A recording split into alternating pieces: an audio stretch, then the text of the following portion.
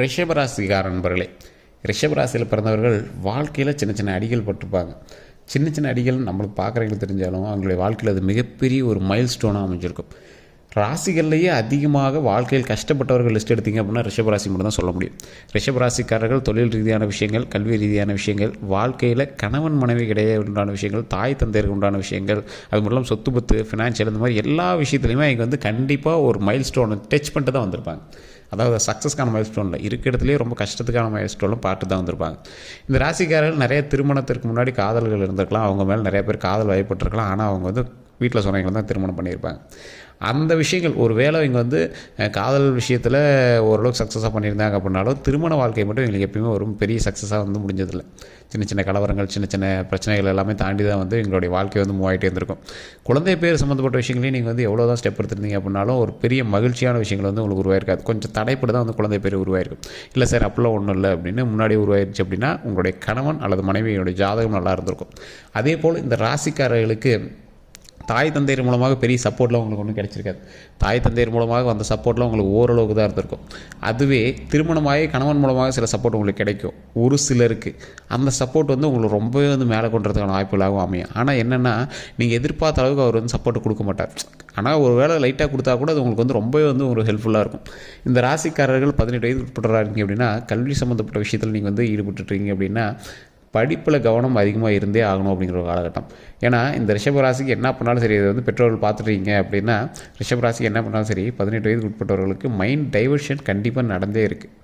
So இதை நீங்கள் ரொம்ப கண்காணிக்கக்கூடிய ஒரு காலகட்டம். இந்த காலகட்டம் நீங்கள் 18 வயதுக்கு உட்பட்டவர்களை ரொம்ப கண்காணிக்கக்கூடிய ஒரு காலகட்டமாக அமையுது.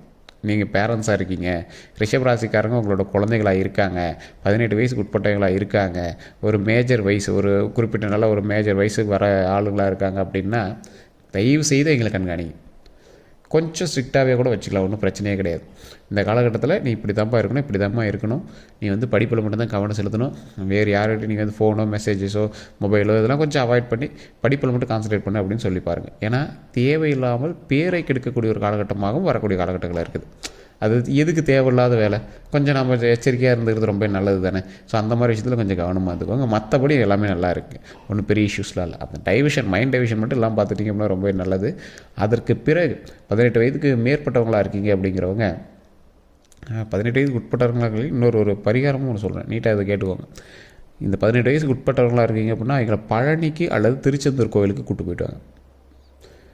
உங்களுடைய சக்ஸஸ்க்காக இது போயிட்டு வாங்க அப்படிங்கிற மாதிரி கூப்பிட்டு போயிட்டு வாங்க. அது ரொம்பவே நல்லது. மைண்டை தெளிவாக வச்சுக்கோங்க. நல்லா தெளிவாக எங்களை படிக்கிறதுக்காக மட்டும் ஸ்பெண்ட் பண்ண வைங்க. அவங்க முன்னாடி பெற்றோர்கள் சண்டையிடக்கூடாது, அவங்கக்கிட்ட தேவையில்லாமல் ஆர்கியூமெண்ட்ஸ் பண்ணக்கூடாது. இதை நீங்களும் புரிஞ்சுக்கணும், பெற்றோர்களும் புரிஞ்சுக்கணும். ஸோ அதை கண்டிப்பாக நீங்கள் பண்ணாமல் இருக்கிறது ரொம்பவே நல்லது.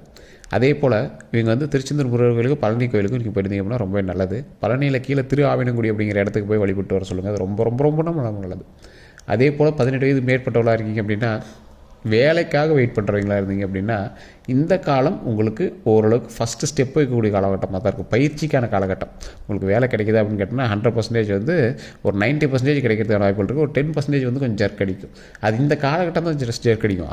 இதுக்கு அடுத்து இன்னொரு கிட்டத்தட்ட 1.5 மாதத்துக்கு பிறகு கிரக மாற்றம் நடக்கும்போது உங்களுக்கு ஆட்டோமேட்டிக்காக அதுக்கான சக்ஸஸ்க்கான வழி பிறக்குது. அது பிரச்சனையே கிடையாது. இந்த 1.5 மாதத்தில் நான் சொல்கிறேன், இது இன்னும் ரொம்ப நீங்கள் டிமோட்டிவேட் ஆகிடாதீங்க. கிடைக்க இருக்குது. இந்த 1.5 மாதத்தில் ஸ்டெப்பு தான் எடுக்க முடியும். ஸோ அதுக்கு நீங்கள் பயிற்சி எடுத்தால் மட்டும் தான் அந்த 1.5 மாதம் கழிச்சுமே உங்களுக்கு சக்ஸஸ் கிடைக்கும். இப்போலேருந்து பயிற்சி எடுத்துக்கிட்டே இருக்கணும். ஏதாவது ஒரு எக்ஸாம் எழுதுறீங்களா, எழுதிட்டே இருங்க. அதுக்கு ஃபுல் அண்ட் ஃபுல் ப்ராக்டிஸ் பண்ணிகிட்டே இருங்க. அது ப்ராக்டிஸ் பண்ணிட்டே இருக்கும்போது 1.5 மாதம் கழித்து ஆட்டோமேட்டிக்காக அதுக்கான சக்ஸஸ்க்கான வழி பிறக்கும். உங்களுக்கான போஸ்டிங்கான இது கிடைக்கும். அதில் வழியாக நீங்கள் சக்ஸஸ் அச்சீவ் பண்ணிடலாம். அதே போல் இந்த ராசிக்காரர்கள் நீங்கள் 18 வயதுக்கு மேற்பட்டுறாங்க, தொழிலை தொடங்கலான் இருக்கீங்க, சுய தொழில் தொடங்கலான் இருக்கீங்க அப்படிங்கிறவங்கலாம் ஒரு நல்ல காலகட்டம் அப்படியே சொல்லலாம். ஆனால் அதீத முதலீடுகள் மட்டும் போடவே கூடாது அப்படின்னு நம்ம தெளிவாக சொல்லிடுறோம். ரிஷபராசிக்காரர்களை ஈஸியாக ஏமாற்றிடலாம். ரிஷபராசிக்காரர்கள் இருக்கீங்க அப்படின்னா உங்களை ஈஸியாக ஏமாற்றிடலாம். யார் வேணாலும் உங்களை ஏமாற்றிடுவாங்க. குடும்பத்துலேயே உங்களை ஒரு டம்மி பீஸ் மாதிரி தான் வச்சுட்ருப்பாங்க. ஓப்பனாக சொல்லணும் தான், நான் என்ன சார் இப்படிலாம் சொல்கிறீங்க, அப்படிலாம் சொல்லக்கூடாதும்பீங்க. உங்களை அப்படி தான் வச்சுட்ருப்பாங்க. நீங்கள் உழைச்சி போடுவீங்க, மற்றவங்க சாப்பிட்டுட்ருப்பாங்க. நீங்கள் எஃபர்ட் போட்டிருப்பீங்க, மற்றவங்க பேர் வாங்கியிருப்பான். நீங்கள் எல்லா வேலையும் செய்வீங்க, வேறு ஒருத்தன் அதில் சக்ஸஸ்க்கான ஆமாம்பா அதெல்லாம் பண்ணணுன்னு பேர் வாங்கிட்டு கெத்து காட்டிகிட்டு இருப்பான். ஸோ இது மாதிரி உங்களை ஈஸியாக ஏமாற்றிடுவாங்க. ஸோ அதனால் அதீத முதலீடுகள் போடாதீங்க. முதலீடும் உழைப்பும் உங்களுக்கு தான் இருக்கும். ஆனால் சக்ஸஸும் பேர் வாங்கணும் வேறு ஒன்றா இருப்பான்.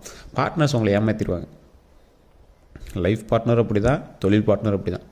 ஈஸியாக உங்களை வந்து டம்மி பண்ணிடுவாங்க. ஸோ அதனால் தயவுசெய்து எச்சரிக்கையாகவும் கவனமாகவும் செயல்பட்டீங்க அப்படின்னா தப்பிச்சிக்கலாம். அவ்வளோதான். பெரிய சக்ஸஸ்லாம் சொல்ல முடியாது, தப்பிச்சிக்கலாம். ஸோ அதில் கொஞ்சம் கவனமாக இருந்துக்கோங்க. உங்களது உழைப்பையும் கவனத்தையும் 100 மடங்கு போடுங்க. எஃபர்ட். நீங்கள் இந்த இடத்துல நீங்கள் வந்து கடிவாளம் கட்ட மாதிரி இருக்கும் உங்களோட தொழில். உங்களை வந்து ஈஸியாக மைண்ட் டைவர்ட் தான் பண்ணுவாங்க. நீங்கள் உழைச்சிட்டே இருப்பீங்க, உங்கள்கிட்ட ஒருத்தர் ஆசையை காட்டுவான், நீங்கள் அந்த பக்கம் டைவர்ட் ஆயிடுவீங்க. அதனால் நீங்கள் என்ன நடக்கும், உங்களுக்கு வந்து டேரெக்டாக அந்த உழைச்சிட்டே இருக்கிறதுக்கான அவுட்புட் வந்து கிடைக்காம இருந்திருக்கும். ஸோ அப்போ நீங்கள் என்ன பண்ணணும், அதிகமாக வந்து கான்சன்ட்ரேஷன் உங்களோட தொழிலில் மட்டும்தான் இருக்கணும். அந்த தொழிலில் மட்டும் நீங்கள் அதிகமாக கான்சன்ட்ரேட் பண்ணிங்க அப்படின்னாவே போதுமானது. சக்ஸஸை நோக்கி நீங்கள் பிரயாணம் பண்ணும்போது நிறைய தடைகள் இருக்கத்தான் செய்யும். அந்த தடைகள் எல்லாத்தையும் ஓரம் தள்ளிட்டு சக்ஸஸுக்கு என்ன வழியோ, சக்ஸஸுக்கு என்ன மோட்டிவோ அதை மட்டும் நீங்கள் வந்து கான்சன்ட்ரேட் பண்ணுங்கள். மிகப்பெரிய வெற்றி நமக்காக காத்துட்ருக்கு. அந்த மிகப்பெரிய வெற்றிக்காக நம்ம வந்து கண்டிப்பாக போராடியே ஆகணும். இந்த போராட்டம் எதை நோக்கி போயிட்டுருக்கோம், போராட்டம் உங்களுடைய வெற்றி கிடைக்கும் வரை போயிருக்கும். சார் எது சார் வெற்றி அப்படின்னு நினைப்பீங்க. இதுக்கு மேலே நீங்கள் எது பண்ணாலும் உங்களுக்கு அது வெற்றி தான். ஒரு கார் வாங்கணும்னு ஆசைப்பட்றீங்க, கார் அமையறதுக்கான காலகட்டம் இந்த காலகட்டம். வண்டி வாகனங்கள் 2 வீலரோ 4 வீலரோ ஏதோ ஒன்று வாங்கணும்னு ஆசைப்பட்றீங்க, அதை நீங்கள் அச்சீவ் பண்ணிங்க அப்படின்னா அதான் மிகப்பெரிய வெற்றி இந்த காலகட்டத்தில். ஆனால் இது எல்லாமே ஸ்ட்ரகிள் பண்ணி தான் உங்களுக்கு வந்து கிடைக்கும். வீடு வாங்குறதுக்கான அமைப்புகள் இருக்குது, நிலம் வாங்குறதுக்கான அமைப்புகள் இருக்குது, கிட்டத்தட்ட 3 கிரையம் வாங்குறதுக்கான அமைப்புகள் இருக்குது, கடைகள் திறப்பதற்கான அமைப்புகள் இருக்குது. கடைகள் திறக்கிறது இது ஏன் சார் தனியாக கடைகள் திறக்கிறது அப்படிங்கன்னா, நீங்கள் ஒன்றே காம்ப்ளெக்ஸ் கட்டியிருப்பீங்க அல்லது கடை வச்சுருப்பீங்க, இல்லைனா நீங்கள் ஒரு வாடகை இடத்துல கடை வைப்பீங்க. ஸோ இந்த மாதிரி இடங்கள் வந்து அமையறதுக்கான காலகட்டங்கள் நல்லாவே இருக்குது. தொழிலில் ஸ்டார்ட் அப், இப்போ வந்து ஸ்டார்ட் அப் பெரிய சக்ஸஸ்ன்னு சொல்ல முடியாது, ஸ்டார்ட் அப் தான் இப்போ உங்களுக்கு அதற்கான யோகம் இருக்குது தற்போது. அது வெற்றி அடையுமா அப்படிங்கிறது வரக்கூடிய காலகட்டங்களில் உங்களோட தசாபுத்தியும் பேர், பிறந்த நேரம், பிறந்த ஊரை வச்சு தான் செக் பண்ண முடியும். ஸோ பிறந்த தேதி, பிறந்த நேரம், பிறந்த ஊர், இது 3 நீங்கள் வந்து வச்சுருக்கீங்க அப்படின்னா கீழே டிஸ்கிரிப்ஷனில் ஒரு நம்பர் கொடுத்து அந்த நம்பருக்கு ஃபோன் பண்ணி நீங்கள் வந்து பேசுறீங்களா. இல்லை சார் அப்படின்னாலும் நீங்கள் லோக்கலில் பார்த்து செக் பண்ணிக்கோங்க. அது இருந்துச்சு அப்படின்னா உங்களுக்கான அமைப்புகள் இருக்குது. ஸோ உங்களுக்கு ஓவராலாக பார்க்கும்போது 70% பரவாயில்லையா இருக்குது. அந்த 70%லையுமே தசாபுத்தியும் இது தனியாக பேசணும். அப்போ தான் உங்களுக்கு வந்து அந்த சக்ஸஸுமே கிடைக்கும். இன்னொன்று, இந்த ராசிக்காரங்க கண்டிப்பாக வந்து குலதெய்வத்தை வணங்குங்க. குலதெய்வத்தினுடைய அருளால் பல விஷயங்கள் நன்மைகளாக நடக்கிறதுக்கு வாய்ப்புகள் அதிகமாக இருக்குது. நிறைய பேர் குலதெய்வத்தை வணங்காமே இருக்கீங்க. குலதெய்வ வழிபாடு மட்டும்தான் உங்களை வந்து சக்ஸஸ்க்கே கொடுக்கும். உங்களை இத்தனை நாள் வந்து ஒரு மாதிரி ஆட்டி வைக்கிறது, உங்களை வந்து டைவர்ஷன் பண்ணுறது, உங்களோட மைண்ட் டைவர்ட் பண்ணது, உங்களுடைய தொழிலில் வந்து உங்களை வந்து பெரிய இன்கம் வராமல் வச்சது எல்லாமே காரணம் குலதெய்வம் தான். அதை வந்து குலதெய்வத்தை சரியாக வழிபட்டீங்க அப்படின்னாவே உங்களோட சக்ஸஸை வந்து மேலே கொண்டு வந்துடும். எப்பேற்பட்ட சூழ்நிலையில் நீங்கள் இருந்தாலும் உங்களுக்கான வெற்றியை மேலே கொண்டு வருவது இந்த காலகட்டம் மட்டும்தான். இந்த காலகட்டத்தில் நீங்கள் குலதெய்வத்தை வணங்கினீங்க அப்படின்னா, இறுக்கி பிடிச்சிட்டிங்க அப்படின்னா ஆட்டோமேட்டிக்காக சக்ஸஸ் நிச்சயம்.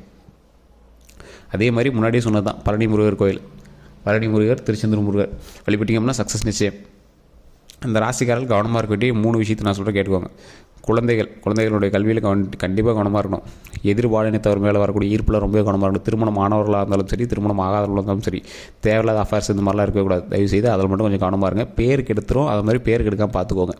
அதே போல் இன்னொரு விஷயம், உடல் ஆரோக்கியம், ரத்த சம்மந்தப்பட்ட நோய்கள் சம்மந்தப்பட்டது, நரம்பு சம்மந்தப்பட்டது, கால் சம்மந்தப்பட்டது, உடம்பு ஒபிசிட்டி, அதாவது கொழுப்புன்னு சொல்லுவாங்க பார்த்தீங்களா, எல்டிஎல் லெவல்னு சொல்லுவாங்க. இதெல்லாம் வந்து நீங்கள் ரொம்ப கவனமாக பார்த்துக்க வேண்டிய ஒரு காலகட்டம். ரொம்ப உடம்பு எக்ஸசைஸ் பண்ணி ஆகணும். உடம்பு வந்து ஆரோக்கியமாக பார்த்துக்கணும். வெளி ஃபுட்டை தவிர்த்தே ஆகணும்.